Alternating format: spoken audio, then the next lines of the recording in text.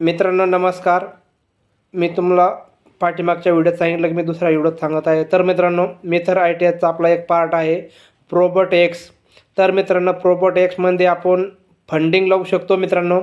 तर फंडिंगमध्ये आपल्याला कमीत कमी $270 टाकावं लागतात, म्हणजे ₹25,000 फंडिंगमध्ये टाकावं लागतात कमीत कमी.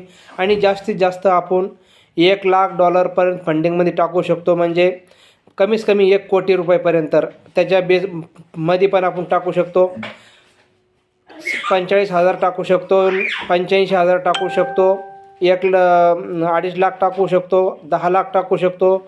जेवढं आपण फंडिंगमध्ये टाकू मित्रांनो तेवढं आपल्याला बेनिफिट मिळतं.